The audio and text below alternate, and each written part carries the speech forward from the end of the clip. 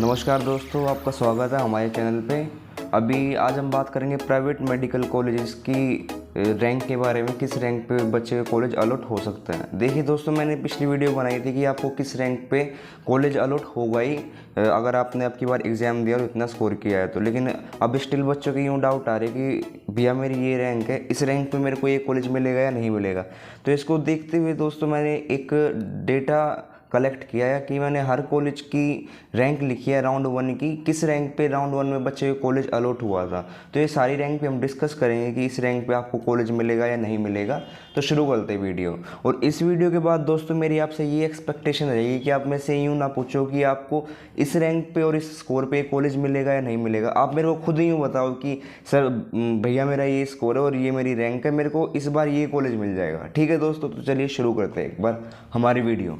तो दोस्तों जो हमारी कट ऑफ होगी एमपी की, वो किस चीज़ पे मेनली डिपेंड करेगी। ये मैंने कुछ फैक्टर लिखे हैं यहाँ पे कि आपके एमपी में टोटल सीट्स कितनी है, इस पे एक मेनली डिपेंड करेंगी। टोटल स्टूडेंट्स कितनों ने क्वालिफाई किया मध्य प्रदेश में आपकी बार नीट, उस पर डिपेंड करेगी। स्टूडेंट्स डेंसिटी क्या होगी किसी पर्टिकुलर मार्क्स रेंज में, उस पर डिपेंड करेगी। कॉलेज डी रिकॉग्नाइज्ड हुए दोस्तों आपकी बार, जिसमें से एक है इंडेक्स मेडिकल कॉलेज इंदौर आपके एमपी में, तो वो आपकी बार डी रिकॉग्नाइज्ड हुआ, न्यूज़ में ये आ रहा है। ठीक है। और जो दूसरी चीज़ है टोटल सीट्स अपीयर, मतलब total students appeared in exam, कि कितने बच्चों ने एग्ज़ाम दिया था आपकी बार। आपको पता है आपकी बार भी 2 लाख बच्चे बड़े थे जिन्होंने नीट एग्ज़ाम दिया था। और अगला है type of college. Type of college का मतलब है कि हमारा जो कॉलेज है वो गवर्नमेंट है या फिर प्राइवेट है। तो चलिए दोस्तों जल्दी से शुरू करेंगे, कम टाइम में ज़्यादा चीज़ें सीखने का प्रयास करेंगे। टोटल सीट्स कितनी है देखिए दोस्तों, अब की बार आप जानते हैं एक जबलपुर में 70 सीट्स इंक्रीज़ हुई है, प्लस में एक नया कॉलेज खुला है सतना में जहाँ पे 150 सीट्स आपकी इंक्रीज़ हुई है। हमारा गवर्नमेंट कॉलेज है। ठीक है।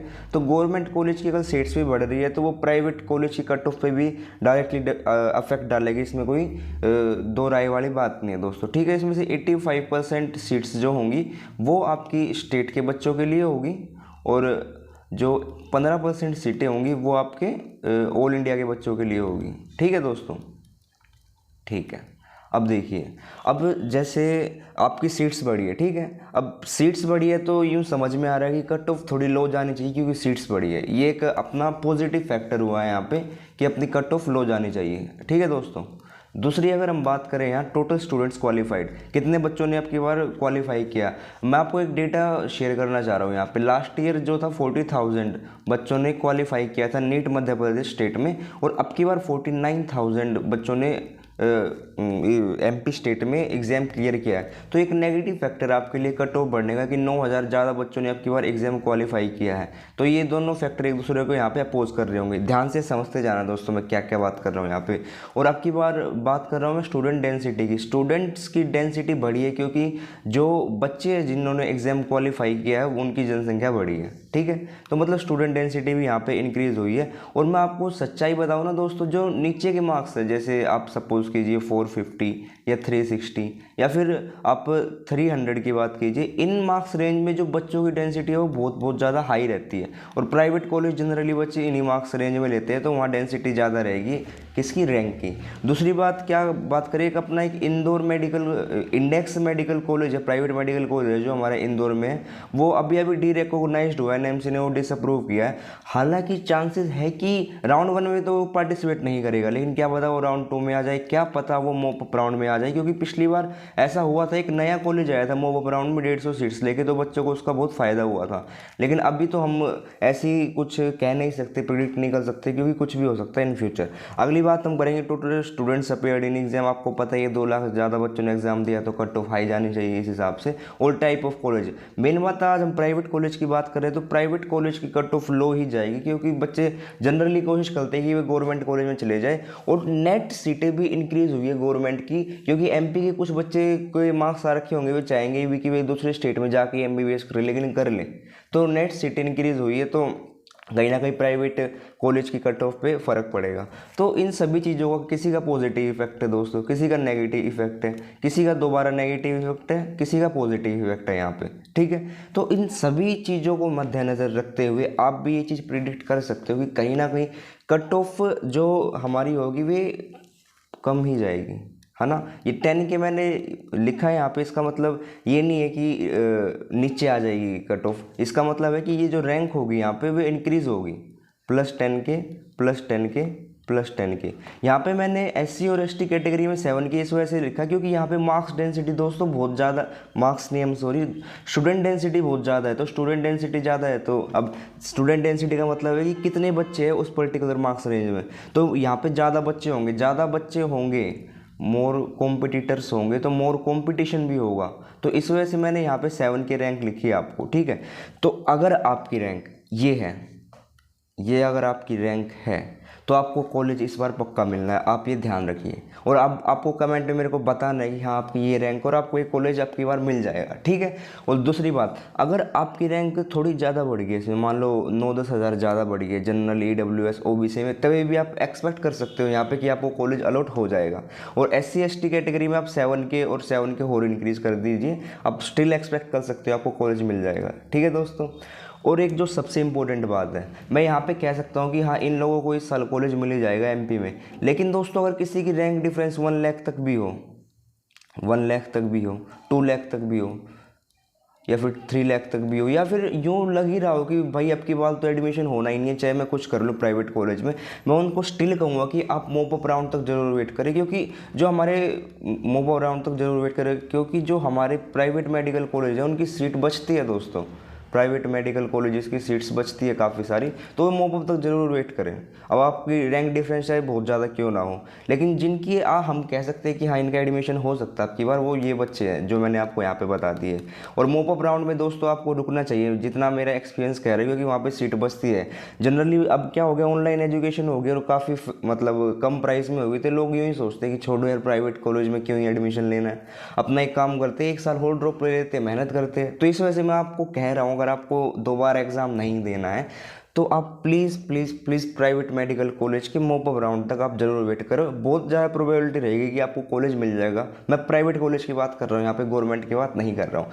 तो चलिए अब हम अपने नेक्स्ट टॉपिक पे आते हैं। तो ये चीज़ आप समझ गए होगे, मैंने ये सारे डेटा आपके आगे रखा और आपको क्यों ये कॉलेज मिल जाना चाहिए नहीं मिल जाना चाहिए मैंने आपको बता दिया। अब देखिए दोस्तों, मैंने ये डेटा रखा है और ये डेटा मैंने जानबूझ के राउंड 1 का रखा है दोस्तों, सभी कॉलेजेस का राउंड 1 का ही डेटा है, ये आप ध्यान रखना। सभी कॉलेजेस का हमारा ये राउंड 1 का ही डेटा होगा। राउंड 1 का मैंने इस वजह से रखा क्योंकि यार मैंने कमेंट में देखा लोगों को श्योरिटी चाहिए कि उनको कॉलेज मिलेगा या नहीं मिलेगा, तो मैं वो श्योरिटी लेके आया हूँ। अगर आपकी रैंक इनके अंदर है तो आपको ये बात श्योर होगी कि कॉलेज आपको मिलना ही है पक्का, ठीक है दोस्तों, क्योंकि राउंड 1 का डेटा। और राउंड 2 में मैंने देखा कि 10,000 20,000 तक भी डिफरेंस आया, रैंक डिफरेंस बच्चों को कॉलेज अलॉट होने में। तो अगर इसके अंदर आपकी रैंक है तो आपको ये पर्टिकुलर कॉलेज जरूर अलॉट होगा, ध्यान से देखिएगा। जैसे SCIMS सिंदूरा 534 577 54 रैंक पे कॉलेज अलॉट हुआ था। सिमिलरली मैं बात करूँ चिरायू मेडिकल कॉलेज की, कल ही मैंने देखा था एक बच्चा पूछ रहा था, उसकी कुछ रैंक थी शायद 1 लाख समथिंग, मेरे को कैटेगरी याद नहीं आ रही, तो वो भी पूछ रहा था कि सर मेरे को ये कॉलेज मिल पाएगा या नहीं मिल पाएगा। तो अब मैंने आपके आगे डेटा रख दिया दोस्त, अगर तुम्हारे जो अगर तुम्हारी रैंक इतनी है तो तुमको कॉलेज जरूर अलॉट होगा ही इस साल, चिरायू मेडिकल कॉलेज, ठीक है दोस्तों। और जो मैंने वाइट से लिखा अभी आप उस पर ध्यान मत दीजिए, बस जो मैंने येलो से लिखा है ना उस पर ध्यान दीजिए। आपने शायद सारा डेटा देख लिया होगा अपनी प्रेफरेंस के अकॉर्डिंग, तो आप यहीं से अपना स्कोर मतलब रैंक चेक कीजिए। और एक बात जो बहुत ज़रूरी बात है यार, मैं तुमसे रिक्वेस्ट कर रहा हूँ कि तुम अपने मार्क्स के अकॉर्डिंग जज मत करो कि तुमको कॉलेज कौन सा अलॉट होगा, मार्क्स के अकॉर्डिंग अपना जज मत कीजिए आप। जो मेन डिसाइडिंग फैक्टर है वो हमारी रैंक होगी, अगर आपकी रैंक उसके अंडर आ रही है तो आपको कॉलेज अलॉट हो गई। और इवन मैंने देखा कमेंट में काफ़ी कि आप अपना स्कोर लिख दे रहे और आप पूछ रहे कि स्कोर और कैटेगरी मेंशन कर दे रहे, तो आप पूछ रहे कि आपका जो मतलब इस कॉलेज में आपका एडमिशन होगा या नहीं होगा। दोस्तों देखो, स्कोर से हम बता ही नहीं सकते कि आपका एडमिशन होगा या नहीं होगा। आप पहले अगर हमको मतलब स्कोर बताओगे तो मेरे को चेक करना पड़ेगा कि आपकी रैंक कितनी है, फिर रैंक देख के मैं प्रिडिक्ट कर पाऊँगा कि आपको ये कॉलेज अलॉट होगा या नहीं होगा।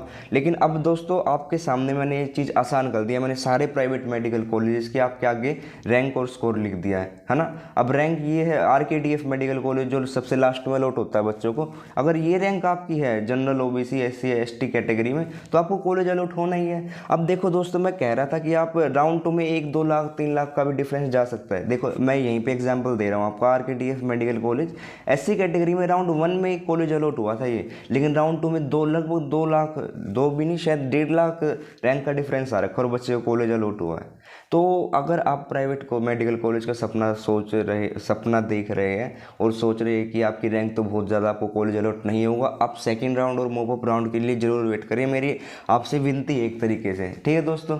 और मैं एक चीज़ और प्रीफर करूँगा, जैसे यहाँ पे क्या है, काफ़ी सारी योजनाएँ रहती है मध्य प्रदेश में, जैसे MMVY है ना, और जैसे पोस्ट मैट्रिक स्कॉलरशिप है ना, और एक जन कल्याण योजना जो जिसके बारे में ज़्यादा नॉलेज नहीं है, तो इसके तहत आप सोचते होगे कि आपकी फ़ीस वापस आ जाती है ना।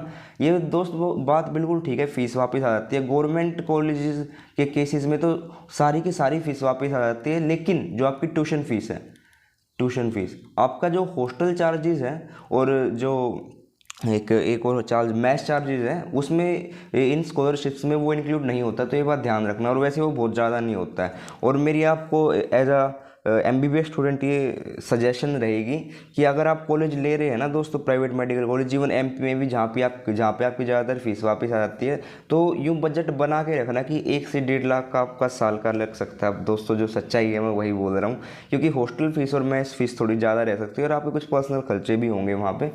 तभी आप सोचना कि हाँ, आप प्राइवेट मेडिकल कॉलेज के थ्रू भी यहाँ MP में कर सकते हैं, ठीक है। और बाकी के जो 4 कॉलेज है, LN medical college Bhopal, Mahavir institute of medical science, Amaldas institute of medical science, LNCT medical college Indore, ये सभी की मैंने आपको रैंक दे दी है। अपनी रैंक कंपेयर कीजिए और ज़रूर बताइए यार कि आपका अब की बार एडमिशन हो रहा है नहीं हो रहा है।